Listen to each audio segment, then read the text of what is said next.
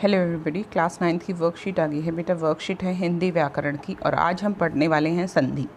देखिए, शब्दों को जोड़ने के दो तरीके होते हैं बेटा। एक तरीका होता है समास, जो हमने पहले देखा था। समास में क्या होता था, विभक्ति का विलुप्त हो जाती थी, यानी विभक्ति का लोप हो जाता था। जो भी विभक्ति शब्द का, के, की, में, पर, ये जो होता था उसको समाप्त कर दिया जाता था और आपको दो शब्दों को जोड़कर एक नया शब्द बनाया जाता था।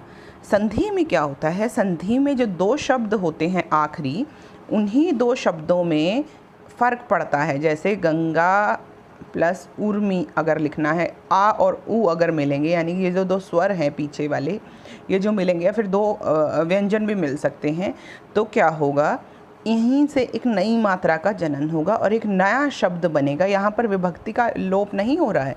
यहाँ पर जो आखिरी शब्द पहले शब्द का और दूसरे पद का पहला शब्द, इनके मेल से एक नया शब्द बनाया जाता है। इसको हम कहते हैं संधि। संधि का मतलब क्या होता है, मिलाप। हमने देखा है कि जब देशों का युद्ध होता है तो उसके बाद उसमें संधि होती है, तो वही संधि है। संधि मतलब मेल या समझौता।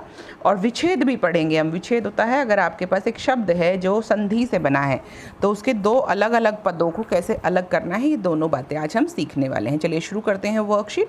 संधि। संधि का अर्थ होता है मेल, योग या समझौता। जब ये मेल या समझौता दो विचारों या वस्तुओं में होता है तो एक नया रूप बनाता है। जैसे दो विभिन्न रंगों को मिलाने से तीसरा रंग बनता है, उसी तरह दो अक्षरों के भी आपस में मिलने से नए वर्ण बन सकते हैं। रंग या अक्षर दोनों ही वर्ण भी कहते हैं। हम अपनी बातचीत के लिए शब्दों को जोड़कर अन्य शब्द बनाते हैं, जिसमें पहले शब्द का अंतिम वर्ण और दूसरे शब्द का पहला वर्ण, पहले शब्द का अंतिम वर्ण और दूसरे शब्द का पहला वर्ण आपस में मिलकर नया रूप धारण करते हैं। दो वर्णों के परस्पर मेल होने से विकार या परिवर्तन होता है, जिसे हम संधि कहते हैं। ये बात समझिएगा। अगर हमसे पूछा जाए संधि किसे कहते हैं, तो यहाँ पर देखिए, पहले शब्द का अंतिम वर्ण और दूसरे शब्द का पहला वर्ण आपस में मिलकर नया रूप धारण कर लेते हैं। दो वर्णों, जिसमें विस्वर या व्यंजन कुछ भी हो सकता है, कि परस्पर मेल से होने वाले विकार या परिवर्तन को हम संधि कहते हैं। यह है संधि की डेफिनेशन, अगर आपसे कोई पूछे। अगर दो शब्दों, जब दो वर्णों का मिलन अत्यंत निकटता के कारण होता है, अत्यंत बहुत पास है इसलिए होता है, तो उसमें कोई ना कोई परिवर्तन होता है। ये वही परिवर्तन संधि के नाम से जाना जाता है। मानो आपने दो शब्दों को इकट्ठे लिखा, लेकिन दोनों शब्दों के पदों में कोई फ़र्क नहीं आया, तो वो हो गई संधि। और जब मात्राओं में या पदों में फ़र्क आया तो उसको हम कहते हैं परिवर्तन संधि। जैसे सूर्य और उदय, सूर्योदय, इसमें सूर्य शब्द के अंतिम वर्ण स्वर के रूप में अ और दूसरे शब्द का पहला वर्ण उ, ये दोनों मिलकर ओ या यो बनाते हैं, जो य शब्द में स्वर मात्रा के रूप में लग जाता है। अर्थात ए और उ, ओ, जबकि समास के पदों का मेल होता है सूर्य का उदय, सूर्योदय। समास करते समय कई बार संधि भी हो जाती है। पदों का मूल रूप अलग करने से संधि विच्छेद है। जैसे कि अत्याधिक को मैंने अलग अलग किया, संधि विच्छेद किसे कहते हैं, पदों के मूल रूप में अलग करना संधि विच्छेद कहलाता है। संधि विच्छेद किसे कहते हैं, ये भी लिखिएगा आप। अत्याधिक, अति जमा अधिक, समास में पदों को अलग करने को समास विग्रह बोला जाता था और संधि में शब्दों को अलग करने को विच्छेद बोला जाता है। वर्णों के आधार पर संधि तीन प्रकार की होती है बच्चे, स्वर संधि, व्यंजन संधि और विसर्ग संधि। ठीक है, अब स्वर संधि पढ़ेंगे आज हम। स्वर संधि में क्या फ़र्क पड़ता है, स्वर संधि होती है जिसमें स्वरों के मेल से, स्वरों के विकार से ही सारे शब्दों का निर्माण होता है, ये हम पढ़ेंगे। चलिए, स्वर संधि पहली बार में स्वर संधि पढ़ते हैं। स्वर संधि के 5 भेद होते हैं, ये कह रहे हैं।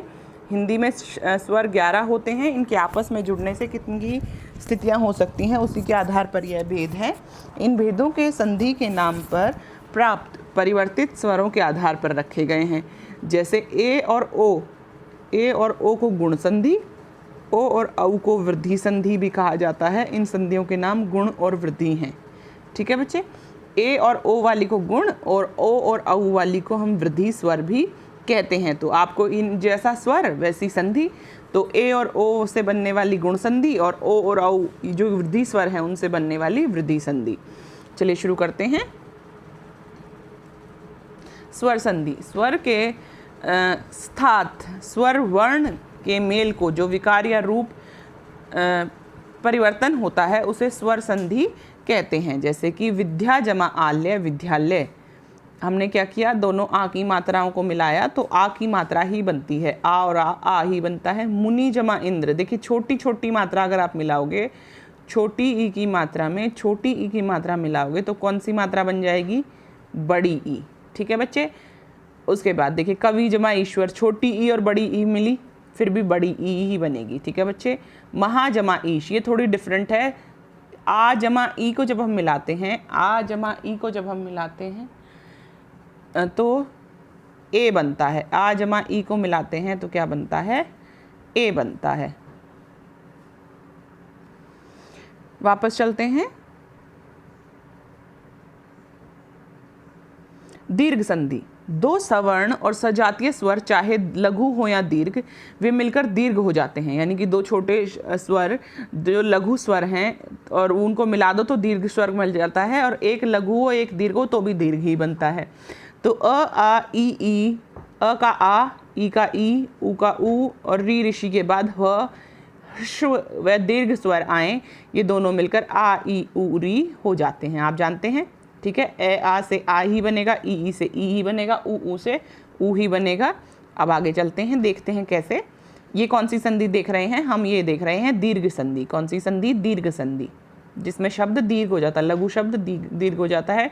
देखिए भोजनालय, सारे लिखने बेटा आपको। दीर्घ संधि लिखिए, उसकी डेफिनेशन लिखिए, उसके बाद लिखिएगा भोजन जमा आलय भोजनालय, विद्या जमा अर्थी विद्यार्थी, गिरि जमा इंद्र गिरीन्द्र, पितृ जमा ऋण पितृण, पितृ जमा ऋण पितृण, अत्र जमा अभाव अत्राभाव, भानु जमा उदय। देखिए छोटा ऊ कौन सा ऊ बन गया? बड़ा ऊ बन गया। भानु, न में बड़े ऊ की मात्रा आ गई। चलिए उसके बाद दूसरी संधि हमने पहले पढ़ी दीर्घ संधि, अब हम पढ़ रहे हैं गुण संधि। अ और आ के साथ ई और ई का मेल हो रहा है, ध्यान से देखिएगा। अ और आ के साथ ई और ई का मेल हो रहा है और बनता क्या है? ए की मात्रा। ठीक है, ए की मात्रा बनती है। देखिए कैसे, अ और ई से बना ए।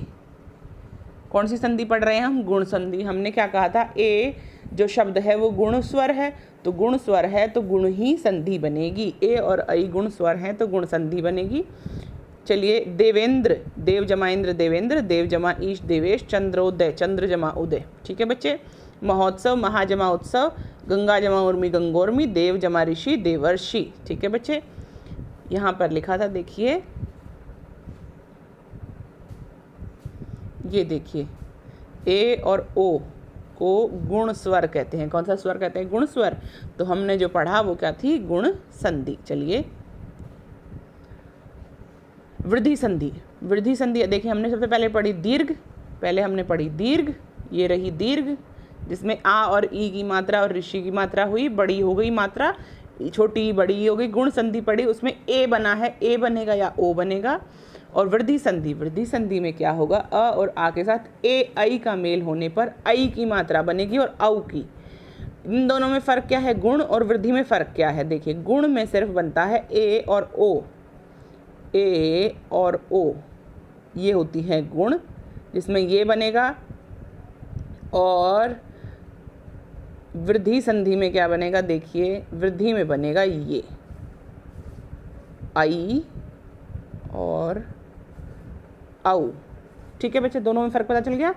चलिए ए आ का मेल ए आई के साथ होने पर आई बन जाता है, और ओ औ के साथ मेल होने पर औ में परिवर्तन हो जाता है। संधि के सामान्य जीवन में बहुत सारे प्रयोग के उदाहरण हैं। देखिए कैसे उदाहरण हैं। परम जमा औषध परमोषध। ठीक है। महा जमा ओजस्वी महोजस्वी। ठीक है बच्चे। एक जमा एक एकक। बहुत सारे शब्द हैं। महा जमा ऐश्वर्य महेश्वर्य, सदा जमा एव सदैव। ठीक है बच्चे। नेक्स्ट, उसके बाद हम पढ़ने वाले हैं यण संधि। कौन सी संधि? यण। यहाँ पर यण से मतलब है य बनेगा। यण का मतलब ही है यहाँ पर किसका फॉर्मेशन होगा? यण का फॉर्मेशन होगा। ई उ री का मेल यदि असमान स्वर से होता है तो ई आई का य बन जाता है, और उ का व बन जाता है, और री का र बन जाता है। ये है यण संधि। ठीक है। य बनेगा, व बनेगा और र बनेगा। ठीक है बच्चे। य व र यण, यण में तीनों बनेंगे। चलिए देखते हैं कैसे बनेगा। यदि जमा अपि यद्यपि, यद्यपि, अति जमा आवश्यक अत्यावश्यक, अति जमा उत्तम अत्युत्तम, अनु जमा आय अन्वय। अन्याय मत बना देना, इसका अन्वय बनेगा, कारण ऊ की मात्रा है। अगर ई की मात्रा होती तो य बन जाता, ऊ की मात्रा है तो क्या बन जाएगा, व बन जाएगा। अनु जमा इथ से बन जाएगा अन्वित, अनु जमा एषण से बन जाएगा अन्वेषण, और पितृ जमा आदेश से बन जाएगा पित्रादेश। ठीक है बच्चे। अब यहाँ री और अ से क्या बना, र बन गया, त और र क्या होता है, त्र होता है बच्चे। ठीक है, चलिए अब आया अयादि संधि। ये थोड़ी सी अलग संधि है। इसमें क्या होता है, इसमें भी य बनता है, लेकिन य और अयादि और यण में क्या फ़र्क होता है, वहाँ पर सिर्फ य और व बन रहा है, यहाँ पर आए, आए या आओ बनेगा। इस बात को समझिएगा, यहाँ पर आओ, आए, आओ, इस तरीके से शब्दों में फ़र्क बनेगा। ए से बनेगा आए, आई से बनेगा आए, ओ से बनेगा आओ, और औ से बनेगा आओ। अब देखिए कैसे, समझने की कोशिश कीजिएगा।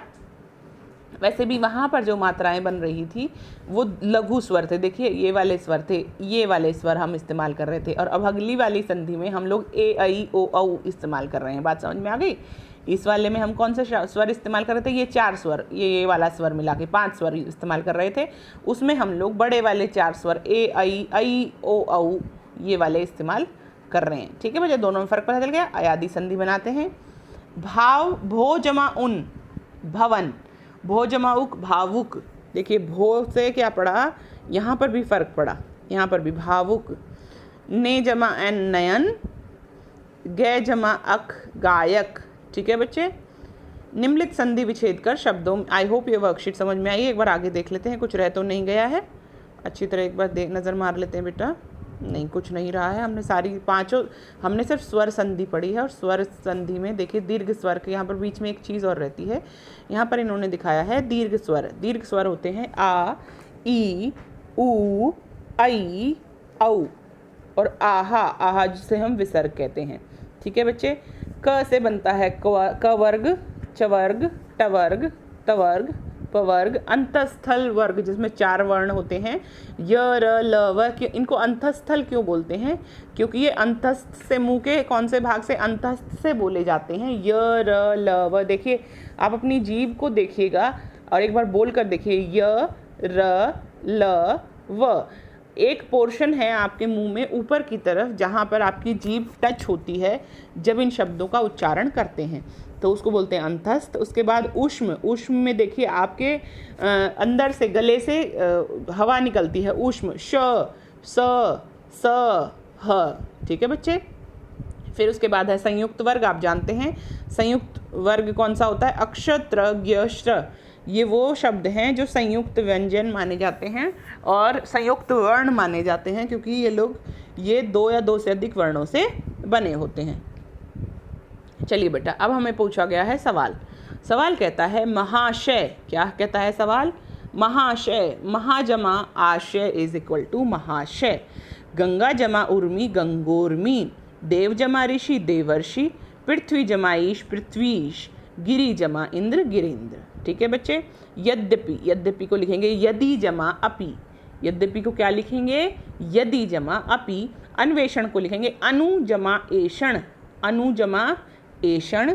वनौषधि को लिखेंगे वन जमा औषधि। गिरीश को लिखेंगे गिरि जमा ईश। ठीक है बच्चे, हो गया ये। आई होप ये क्लियर है। कोई डाउट हो तो पूछिएगा। मिलते हैं अगली वर्कशीट में। बाय बच्चों।